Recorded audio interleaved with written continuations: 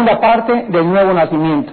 Vimos entonces la clase pasada que, dada la situación o la condición de la completa corrupción de la naturaleza humana, así como la Biblia nos pinta, estamos totalmente depravados de nacimiento. Cuando nosotros usamos la palabra depravación, siempre la usamos en relación al degeneramiento moral, pero la Biblia no solamente cuando la Biblia menciona la palabra depravación, se refiere al degeneramiento moral, sino a la total incapacidad del hombre, escuchen esto, a la total incapacidad del hombre para poder alcanzar la norma divina. O sea, el hombre está totalmente depravado mentalmente, intelectualmente y moralmente. Espiritualmente pues está muerto. Ya ni depravación ni espiritual, está totalmente muerto.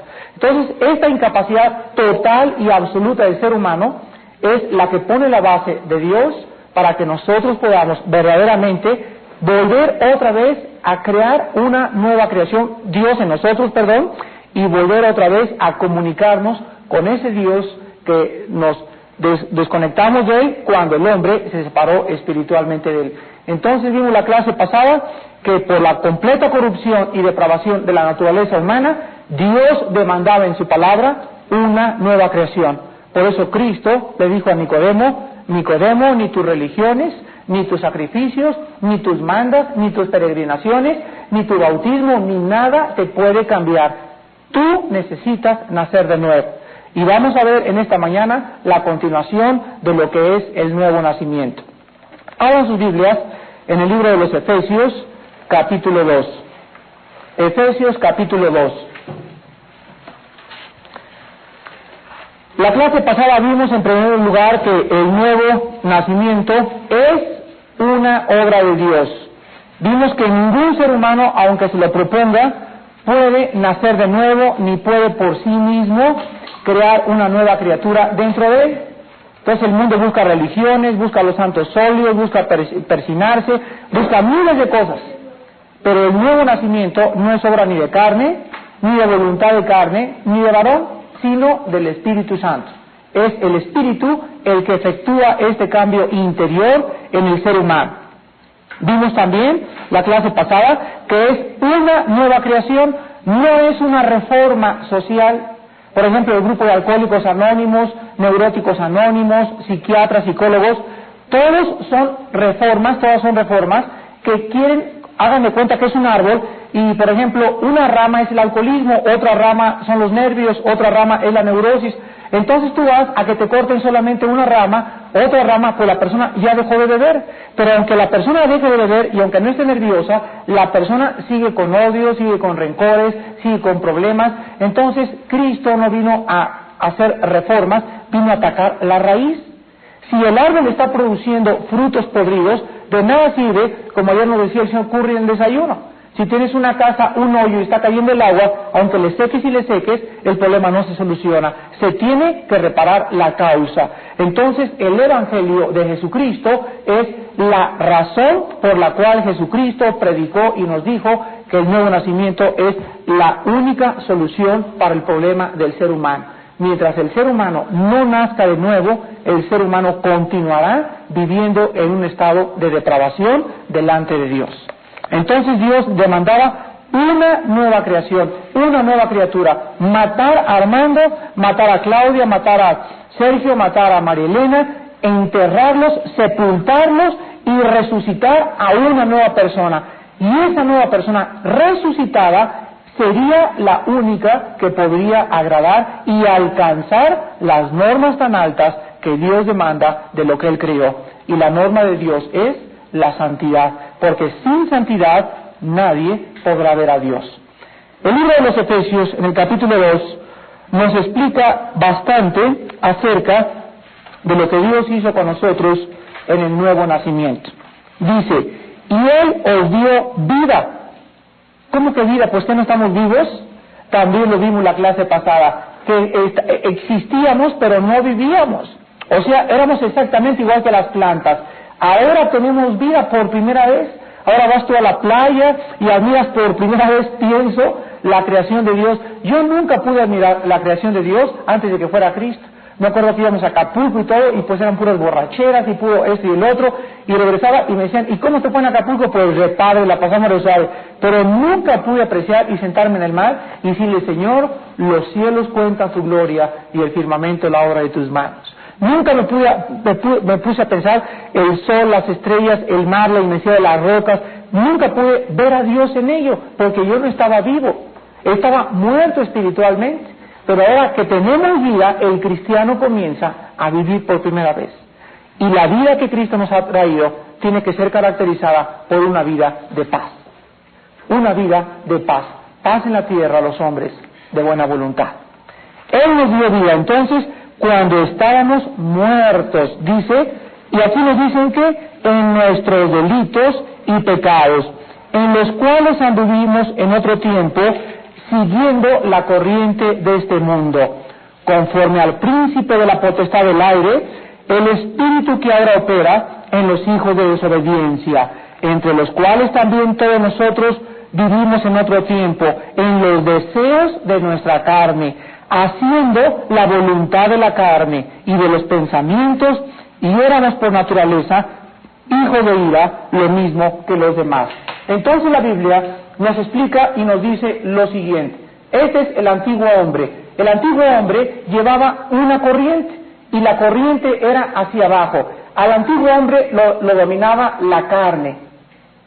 La carne tiene voluntad, dice la Biblia, y la carne tiene deseos. Entonces el hombre sin Cristo, la Biblia lo retrata y nos dice que este hombre sin Cristo está gobernado 100% por su carne. Sin Cristo el hombre está gobernado por su carne. No es cierto que el hombre sea gobernado por la razón, no es cierto. Al hombre lo domina principalmente su carne y los deseos que hay dentro de nosotros. Y el hombre es arrastrado entonces hacia una corriente, y si va bajo la corriente, tiene que ser destructiva. Entonces el hombre está en una tormenta que lo está llevando más y más, y aquí en la mente piensa, Dios mío, pero el alcohol me está haciendo mal, el cigarro me está haciendo mal, la droga me está haciendo mal, yo necesito ser fiel a mi esposa, yo necesito cuidar a mis hijos, pero eso es lo que dice su mente. Pero la carne es más fuerte que la razón. No es cierto entonces que el hombre sea gobernado por la razón, porque si el hombre, fíjense ustedes en esto, si el hombre fuera gobernado por la razón, no estaríamos al borde de la destrucción del planeta Tierra.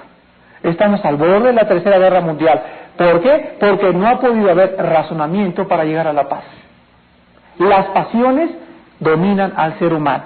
Entonces dice la Biblia que seguíamos una corriente. Entonces, como es más fuerte la corriente que nuestra propia voluntad, el hombre tiene que reconocer que va en ese torbellino hacia el fondo, hacia el fondo, hacia el fondo, y antes de que lleguemos al fondo, entonces viene la cruz del Calvario y se nos predica el Evangelio de la salvación. Esto es el Evangelio, es la predicación a un hombre que está yéndose al precipicio. Y el mensaje que Cristo nos ofrece, es: hay una fuerza que te puede sacar de este torbellino y comenzar a levantar tu vida en dirección contraria. Ahora, para que esta persona salga de su propio camino de la destrucción y para que esta persona pueda verdaderamente conocer otra vida, él tiene que reconocer que está dirigiendo su vida a la destrucción, ¿no es cierto? Si yo agarro a Jorge, yo soy doctor, y le digo: oye, Jorge, él viene a consultarme, y le digo: fíjate que tienes que tomar estas pastillas. Entonces Jorge no me dice: oye, ¿de qué están hechas las pastillas? ¿Y qué composición química tienen? Él lo único que tiene que reconocer es que él está enfermo. Tomamos las pastillas, después averiguamos, como dice por ahí un proverbio. Entonces, la condición del hombre es que el hombre, ayer me decía un señor del desayuno, bueno, y si la sangre esto, y le dije: mire, señor, antes de seguir adelante, quiere decirle a usted que usted tiene que reconocer en primer lugar su condición de enfermedad delante de Dios.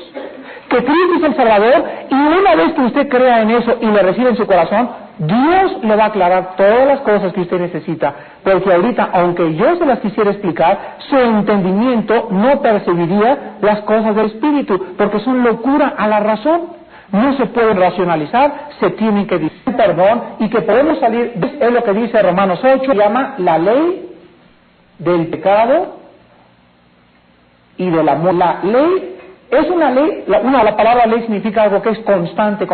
La ley de la gravedad es constante, atrae a todos los objetos hacia el centro de la tierra. Entonces la Biblia nos pinta en Romanos 8:2, el pasaje que leímos, dos leyes: la ley del pecado y de la muerte, y existe otra ley, que es la ley del Espíritu, de vida, fíjense, de vida, y dice que es en Cristo Jesús. Entonces el hombre necesita una ley más fuerte. Fíjense nada más dónde estamos abordando en esta mañana el estudio, a la médula del problema. El hombre está gobernado por una ley, se llama la ley del pecado y de la muerte, la ley que lo va a destruir, pero tenía que ponerse en acción otra ley más fuerte para sacarnos de esa ley. ¿Por qué ahorita mi Biblia no se cae al suelo? No hay una ley de la gravedad, que todos los cuerpos más pesados que el aire son atraídos hacia el centro de la tierra, porque ahorita hay una fuerza que se le está siendo aplicada a este objeto más fuerte que la ley de la gravedad. ¿Por qué un avión rompe la ley de la gravedad? Porque hay una ley de la aerodinámica que está haciendo que el avión rompa la ley de la gravedad y vuele sobre la ley de la gravedad. Entonces el hombre no podía levantar el vuelo. Necesitamos motores mucho más fuertes. Nuestros motores para levantar el vuelo eran muy débiles. Y cada vez que viene, ¡paz! Y caemos 5 y 6 y 7 veces. Entonces Cristo viene a operar dentro de nosotros la ley del Espíritu de vida en Cristo Jesús. Al ponerse en acción esta ley, el hombre sale de este vorágine de destrucción y es elevado ahora a comenzar a vivir una nueva vida, y esto es lo que es el nuevo nacimiento. El ser rescatados de la ley del pecado y ser subidos ahora hacia arriba por la ley del Espíritu de vida en Cristo Jesús.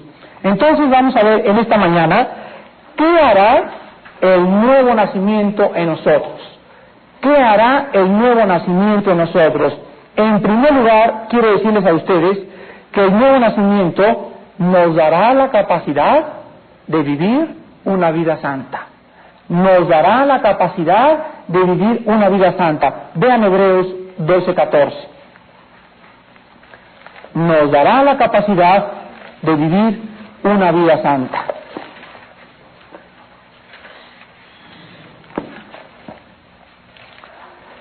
Si ustedes no tuvieran estas bases en esta mañana, nunca podrán entender la vida cristiana. El estudio de la Biblia tiene que ser caracterizado por personas que vengan al estudio despiertas, en primer lugar, espiritualmente. Que estén bien descansadas, que tengan entendimiento, que quieran aprender, porque cuando la palabra de Dios es predicada, entra y discierne los pensamientos. Si tú ahorita, por ejemplo, estuvieras pensando, mi novio me está esperando a las 2 de la tarde, o qué voy a llevar de comer, no puede la palabra de Dios jamás operar o accionar dentro de tu espíritu. Por eso el estudio de la palabra tiene que ser caracterizado por personas que están receptivas a la palabra de Dios, porque esto es lo más importante que hay en la vida cristiana. Y en esta mañana nosotros estamos abordando, les vuelvo a repetir, la médula del problema de la vida cristiana. Es importantísimo que nosotros entendamos esto. Si ustedes no entienden esto, jamás entenderán y qué es el nuevo nacimiento y qué significa que Cristo murió y por qué Dios demanda santidad. Pues nadie es santo y nadie es perfecto, y si no trazamos la palabra de Dios con una sana doctrina, nunca comprenderemos jamás ni podremos crecer, porque le faltó al entendimiento información. Y esto es lo que el estudio provee a la persona, información de lo que sucedió en el ser humano. En Hebreos 12:14 dice la Biblia: seguir la paz con todos y la santidad, sin la cual, fíjense, sin la cual nadie verá al Señor. Vamos por orden en esta mañana. Dios demanda santidad. ¿Sabe usted lo que es santidad? Significa no seguir los deseos de la carne, vencer la voluntad y los deseos de la carne. Esto es lo que Dios demanda. Ahora, cuando el ser humano contempla lo que Dios nos está diciendo en este vorágine de destrucción, la primera pregunta que viene al ser humano es: Señor, es muy difícil para mí. ¿No es cierto? Tú me pides algo Tremendo. Me acuerdo cuando mi hermano, él se convirtió 2 años antes que yo, me comenzó a decir y hablar acerca de la vida cristiana. Y cuando yo oía, por ejemplo, lo vamos a leer más adelante, cuando yo oía que Dios me decía, cuando tu enemigo tiene una cachetada, voltea la otra mejilla, y que a mí me quitaron la etiqueta negra, y que a mí me quitaron los paseos y las chavas, y el rock, no, ¿cómo? El baile, no, yo no puedo, para mí no es la vida cristiana. Entonces, al ver las demandas de Dios, inmediatamente el ser humano tiene un problema, que el ser humano no puede y está imposibilitado de poder cumplir las demandas de un Dios santo. Ahora, esto es precisamente lo que Dios quiere que nosotros sintamos, incapacidad.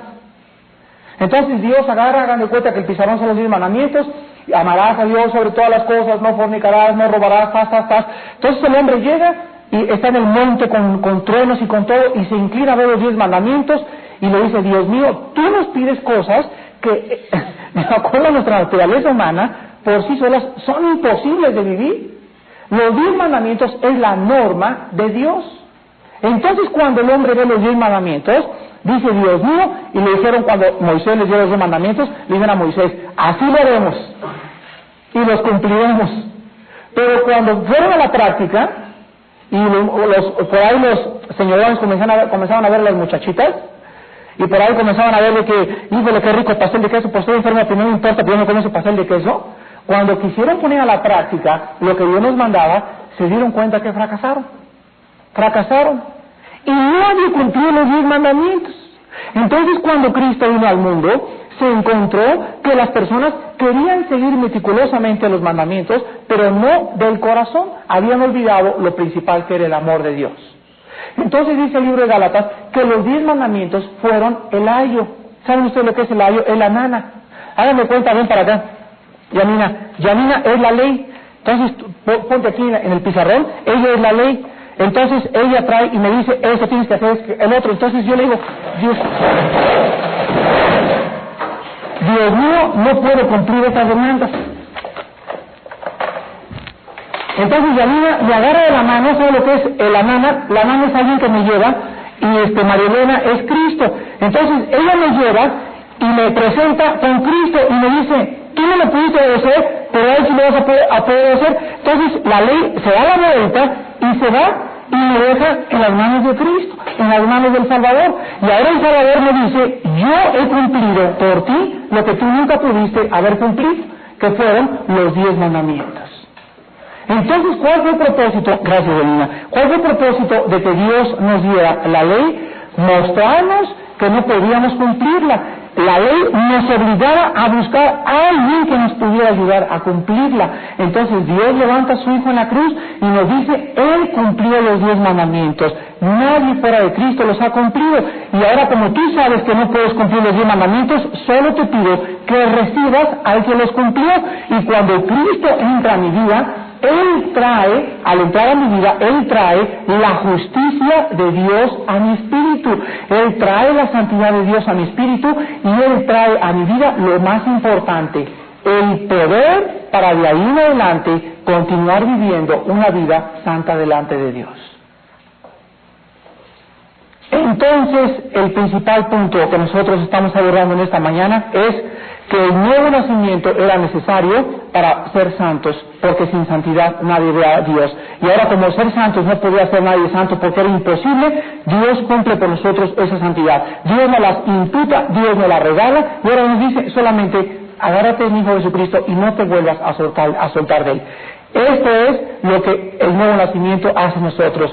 Ustedes ven en toda la Biblia que en todas las cartas dice a los santos de Galacia, a los santos de Filipos, a los santos de Éfeso, a los santos de Roma, porque en el instante que una persona recibe a Jesucristo, en ese instante la persona es sacada del vorágine de destrucción, sacada del torbellino de destrucción y colocada en una nueva esfera. Y esta diferencia de haber sido sacados de la muerte a la vida es lo que es la santidad.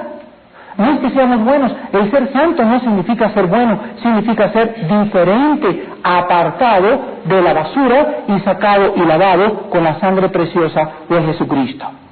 La Iglesia romana durante mucho tiempo ha canonizado a las personas, o sea, Por ahí se levantó un hombre y dijo, cuando se muera Sergio, y si Sergio siempre estaba así de rodillas y traía una capucha así toda y regalaba dulces a los niños, vamos a hacerlo santo. Y después de que pasara el tiempo, ya muerta la persona, se proclamaba San Sergio. Y se declaraba a todo el mundo católico que tenían que adorar a San Sergio. Llevarle a San Sergio y pedirle a San Sergio porque él podía contestar oraciones. Cuando en la Biblia descubrimos que no hay intermediarios, que no hay mediadores y que el único que puede intervenir entre Dios y nosotros es Jesucristo. Entonces no es santo aquel que reparte dulces y que trae la capucha y que tiene su cara de búho en la noche espantado, sino la persona que ha recibido y ha sido lavada con la sangre preciosa de Jesucristo. En segundo lugar, el nuevo nacimiento no solamente nos da la capacidad de vivir una vida santa, sino que se ocupará de lo pasado. El nuevo nacimiento se ocupará de lo pasado. Romanos 8:1. Romanos 8:1.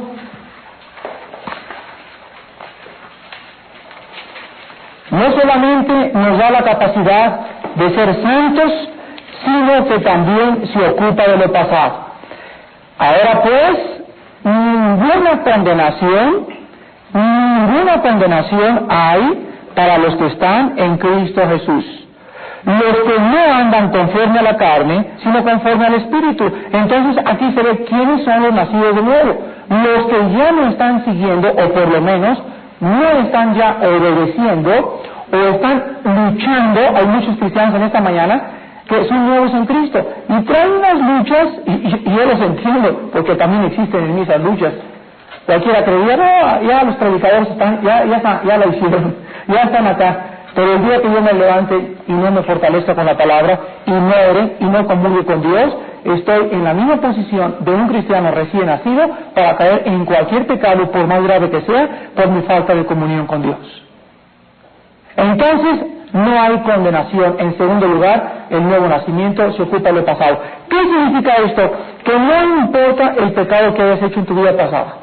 Si mataste y agarraste a tu abuelita y la colgaste del Guamuchil allá en tu tierra, y a tu mamá la arrastraste por todos en caballos, y asesinaste a todos tus hijos, y destruiste un pueblo con 5,000 habitantes, y sacrificaste, invéntale y dime lo que tú quieras. No importa lo que tú hayas hecho en tu pasado, cuando una persona nace de nuevo, al haber nacido de nuevo tuvo que haber muerto. Por eso no importa lo que hayas hecho, porque esa persona ya murió. Dios te mata. En Cristo nos mató. Cuando Él fue crucificado, nosotros fuimos juntamente crucificados. Y en este instante, ¿cómo puede Dios tener alguna carga contra ti si ya estás muerto? Hagan de cuenta que yo soy el juez y le digo, Daniel está condenado, acaba de matar 5 personas. Entonces la sentencia es la silla eléctrica.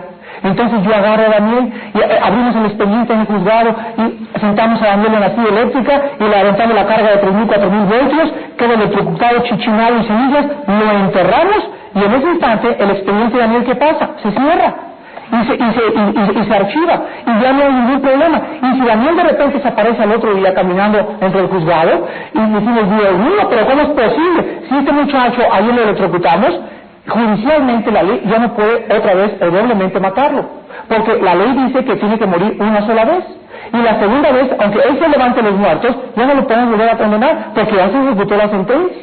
Entonces, ¿qué es lo que pasa? Que su expediente fue cerrado, fue archivado, está sepultado. Él es ahora un nuevo Daniel, y a mí no me importa que haya resucitado, yo no puedo echarle ningún cargo porque a Daniel lo matamos y lo ejecutamos de acuerdo a la sentencia. Eso es lo que pasa con lo que Dios ha hecho con nosotros. Dios me agarró y me llamó, Armando, estás sentenciado a muerte, sí señor, tienes que morir, sí señor, aceptas que alguien murió por ti, sí señor, me suelta la candela y sale un nuevo Armando. Entonces todo lo que Armando hizo en el pasado está sepultado, no existe a los ojos de Dios. El nuevo nacimiento se ocupa de borrar el pasado. Ven ustedes ahora Filipenses. La clase pasada yo les dije, ¿cuántos cristianos? Pues fíjate que mi ex esposa me hizo esto y aquello, o mi ex esposo me hizo esto y aquello. Hermano y hermana en Jesucristo, si tú no has entendido lo que es el perdón de Dios Y si tú no has perdonado a tu ex, o a tu examante, o a tu ex esposo, o a tu ex esposa, o a tu hijo, o no importa en el pasado lo que tú hayas vivido y lo que haya traído tormento a tu corazón, no puedes tampoco recibir el perdón de Dios.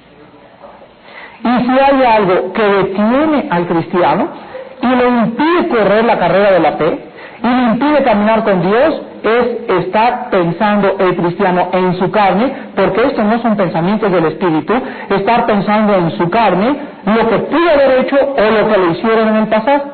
Eso te ahoga, eso te impide, te bloquea, es una carga que impide que crezcas rápido como una ramita grande.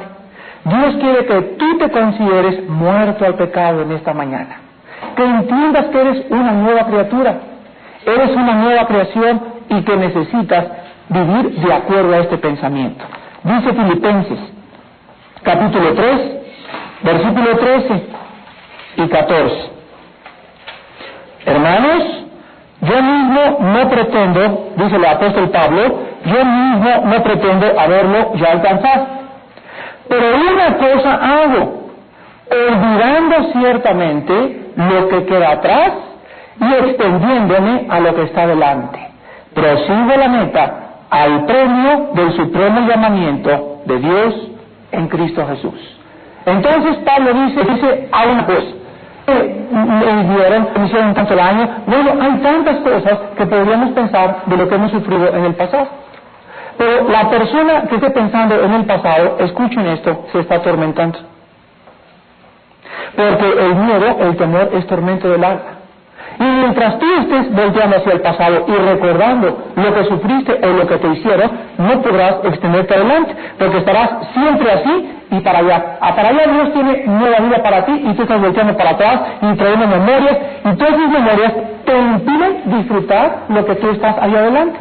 Hagan de cuenta de que aquí hay un cochino, un puerquito con una manzana en la boca, es que preparan en las orgías romanas, y lo bien digestado este puerco, tremenda, qué barbaridad, híjole, pero horrible. Y aquí está otra mesa con un cabrito al horno delicioso, rico.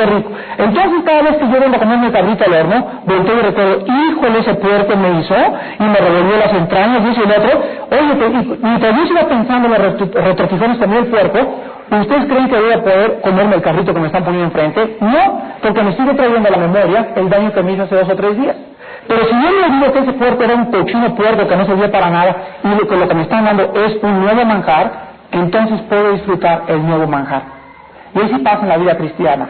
Mientras nosotros no olvidemos lo pasado y todo lo que sufrimos, no podremos disfrutar las nuevas bendiciones que Dios tiene para nuestras vidas. Entonces Pablo olvidaba lo que quedaba atrás y se extendía adelante. Y en tercer lugar, el nuevo nacimiento nos dará la verdadera felicidad. No es posible que un hombre pueda ser feliz sin ser santo. Escuchen lo que le estoy diciendo. No es posible que un hombre pueda ser feliz sin ser santo. Porque Dios ha establecido que la felicidad y la santidad estén relacionadas. Y la tristeza y el pecado estén relacionadas. Mientras más santo sea una persona, más felices. Y mientras más pecado hay en una persona, más miserable es la persona. Entonces, ¿quién no quiere ser feliz? Todo el mundo levantaría la mano. Ahora Dios nos dice, pues el secreto es ser santo. ¿Pero cómo puedo ser santo, Señor? Si me han dicho que en la etiqueta negra está el gozo, me han dicho que en las discotecas se padre, me han dicho que en el dinero, Señor. Entonces Dios se voltea y nos dice, ¿quién te dijo todo eso? Y la respuesta es, el mundo. Y entonces Dios nos contesta y nos dice, ¿no sabes que el mundo entero está bajo el maligno? ¿Y no sabes que Satanás le ha puesto a las gentes un velo en los ojos para que no les resplandezca la verdad y distingan realmente en dónde se encuentra la felicidad? No, pues no lo sabía, Señor. Pues ven a mí, dice Cristo, si tú estás cargado y trabajado, yo te voy a descansar. Y cuando vengas a mí, tú experimentarás que realmente la paz se encuentra en seguir mis pasos. El nuevo nacimiento nos proporcionará la verdadera felicidad. Mientras las pasiones reinen en el corazón del hombre, los celos y la envidia y el rencor y el odio y todas esas cosas, es imposible que una persona pueda ser feliz. Y en último lugar, vamos a ver en esta mañana cuáles son los medios que Dios usa para producir en nosotros el nuevo nacimiento. Vean Romanos 10:17 en primer lugar. Romanos 10:17. Los medios que Dios usa para producir el nuevo nacimiento en nosotros.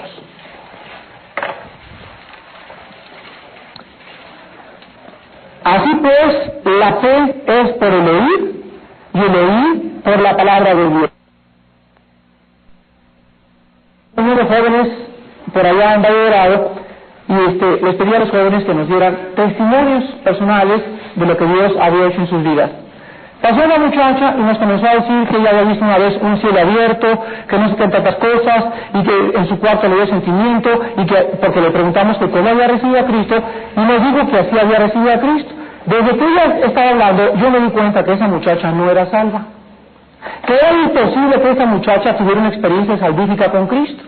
Yo estaba seguro que esta muchacha había experimentado algo emocional, como esas veces que tú vas en la luna y viene la Navidad y te emocionas y lloras y sabes que existe Dios, pero eso no es el nuevo nacimiento. Porque el nuevo nacimiento, escuchen, no tiene que ver nada con los sentimientos. No tiene que ver nada con los sentimientos. Entonces, después del estudio, hablé con esta muchacha y le dije, quiero decirte y te voy a preguntar, no me contestaste, ¿cuándo te convertiste? Me dice, pues aquella vez, y le dije, mira, nadie puede nacer de nuevo si no es a través de la predicación de la palabra de Dios. Tuvo que haber un mensaje en tu vida o alguien que te predicara y que te mostrara tu pecaminosidad delante de Dios. Me dice, pues no, le dije, pues entonces estás muerta. Y necesitamos orar ahorita para que recibas a Jesucristo. Y le propuse un plan de salvación y la muchacha hizo una decisión. Pero de acuerdo a las experiencias emocionales, nadie puede convertirse. La fe es por el oír y el oír por la palabra de Dios. Mientras la persona no escuche el mensaje de la palabra, no puede nacer de nuevo. Vean Primera de Pedro, capítulo 1, versículo 23. Primera de Pedro 1:23. Siendo, ¿qué cosa? Renacidos, o sea, vueltos a nacer, no de simiente corruptible, la palabra simiente es semilla, sino de incorruptible. ¿Por qué? Por la palabra de Dios que vive y permanece para siempre. Hermanos y hermanas en Jesucristo, ¿quién nos hizo nacer de nuevo? La palabra de Dios, siendo vueltos a nacer, siendo renacidos por la palabra de Dios que vive y permanece para siempre. Vean ustedes también ahora Colosenses. Por la palabra de Dios es el instrumento que Dios ha usado para hacernos nacer de nuevo.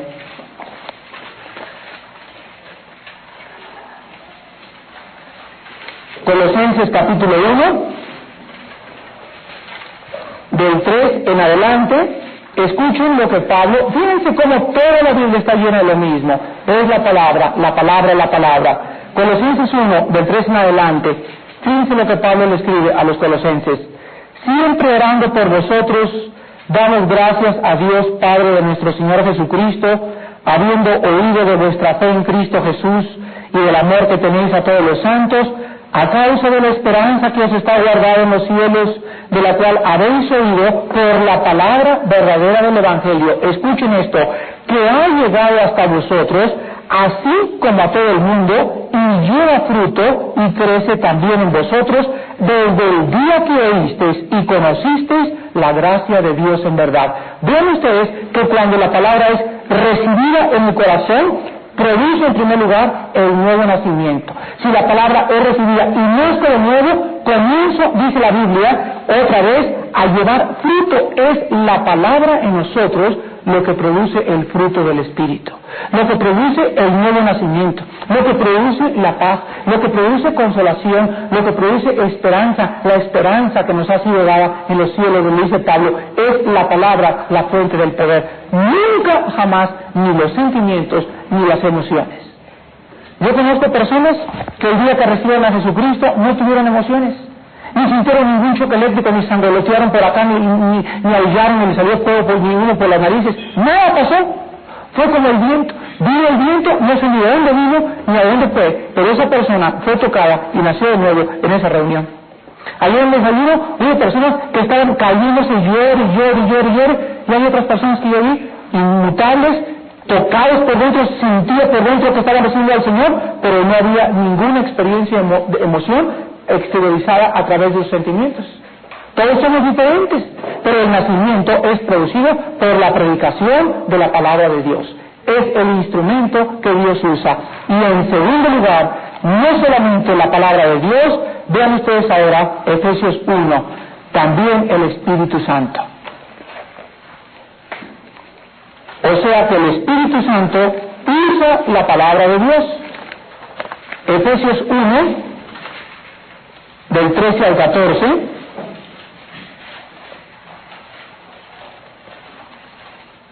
En él también vosotros, otra vez, habiendo, ¿qué cosa? Oído, ¿qué oímos? Aquí está la palabra de verdad, el evangelio de vuestra salvación, y habiendo creído en él, fuisteis sellados con el Espíritu Santo de la promesa. Miren, aquí está Juan Pérez, en esta silla sentado. Entonces, esa persona recibe a Jesucristo. En el instante que Juan Pérez recibe a Jesucristo, Dios viene en el Espíritu Santo y le bautiza en el Espíritu Santo, o sea, lo coloca en el cuerpo de Cristo, que es lo que es el bautismo en el Espíritu Santo, y en ese instante Él tiene un sello. Y esta presencia divina en la vida de Juan Pérez es una garantía. Cuando yo compré esta silla, yo le digo al Señor, mire, le doy ahorita 500 pesos en garantía de que me la voy a llevar. Entonces, los 500 pesos depositados están como garantía de que me pertenece la silla, es mía ya, falta pagarle de más. Y entonces, cuando Dios nos compra, nos da una garantía, un sello de marca de que somos de Él. Ahora la pregunta es, ¿entonces no somos todos de Él? Claro que sí, pero ahorita solamente la garantía la tenemos en el Espíritu. Somos nuevas criaturas en el Espíritu. Estamos siendo transformados, que es lo que vamos a ver el próximo domingo mentalmente, pero nuestros cuerpos no se nos han sido entregados nuevo cuerpo. No se nos ha sido entregado el nuevo cuerpo. Hay personas que dicen que la expiación de Cristo está envuelta en la expiación las enfermedades, y que los cristianos no debemos tener enfermedades porque somos nuevas criaturas. Esto es una verdad parcial, porque el cristiano cada 7 años está degenerando sus células, y si aquellos que dicen que no debemos estar enfermos no están enfermos, entonces ¿por qué uso lentes? ¿Por qué me salen canas? ¿No es producto de la enfermedad? ¿No es producto del deterioro? ¿No dice Pablo en 2 Corintios, mi cuerpo exterior día a día, qué cosa? Se desgasta. ¿No es enfermedad el desgaste? La enfermedad es el degeneramiento de las células. Entonces, hasta que Él venga, sí está garantizado que Él pagó por nuestras enfermedades, pero hasta que se nos entreguen nuevos cuerpos y seamos como Él es. Porque mientras Él venga, reinará el cáncer, reinará la enfermedad, y aún cuando nosotros somos cristianos, Dios nos dice, no se preocupen por eso es lo de menos. Te tienes que morir de algo. Tienes que morir de algo, de una tos, de una bronquitis, de una tuberculosis, de cáncer. Dichosos los jóvenes que se mueren de cáncer, jóvenes, dichosos los niños que los atropellan los camiones y se los lleva el Señor. Oye, ¿para qué quieres que sigan aquí sufriendo la vida? Díganles que se los lleve el Señor, dale chance que vayan a disfrutar antes que tú, ¿no? Pero si no tenemos una perspectiva correcta de la muerte y de la enfermedad, siempre estaremos creyendo que las enfermedades vienen del diablo. Y aun cuando también es una verdad parcial, y como resultado del pecado vino la enfermedad, Dios usa también y nos dice en toda la Biblia, ¿no soy yo el que hago al ciego, al sordo, al mudo? ¿No hizo Dios este ciego para que mi Padre fuera glorificado? ¿No Dios manda enfermedades para disciplina? ¿No Dios manda enfermedades a Pablo para que él pueda tener un gozo de saber que su poder se perfecciona en las debilidades? Entonces Dios usa lo que el pecado produjo para su propia gloria.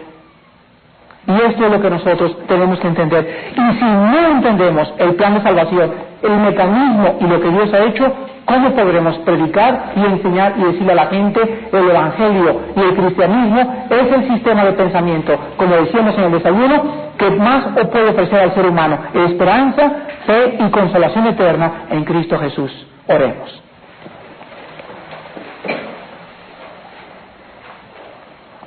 Señor, en esta mañana, te damos gracias con todo nuestro corazón, porque en tu palabra y en el estudio sistemático y continuo de tu palabra encontramos respuestas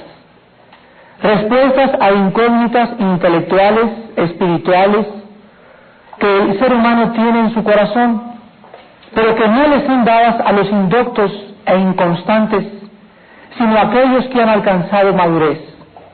El apóstol Pablo escribía: hablamos sabiduría entre los que han alcanzado madurez, entre los que por el uso tienen los sentidos ejercitados en el discernimiento del bien y del mal. Gracias, Señor, porque anhelamos no quedarnos chaparritos, no conformarnos con la leche, sino penetrar profundamente en tus enseñanzas de tu palabra, y esto requiere atención en primer lugar de nuestro corazón. Venir con un corazón dispuesto a oír tu voz, a aprender, tener sed de ti y anhelarte nuestra carne. Señor, gracias por el nuevo nacimiento, porque ya has matado al antiguo hombre y debemos considerarnos muertos, porque el que ha muerto ha sido justificado del pecado, y el pecado ya no tiene poder en nosotros. Nos manifiesta sus intenciones, pero si oramos y comulgamos contigo y nos comenzamos a restringir en la carne, vamos a descubrir que sí podemos ahora gobernar la carne. Ya no tiene que mandarnos, ni darnos órdenes. Ahora es el nuevo hombre el que tiene que gobernar conforme al entendimiento y a la renovación de la mente plenamente en Cristo Jesús. Señor, gracias por tu palabra.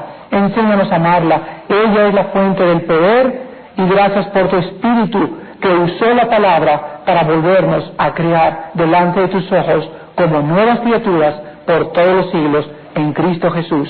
Amén.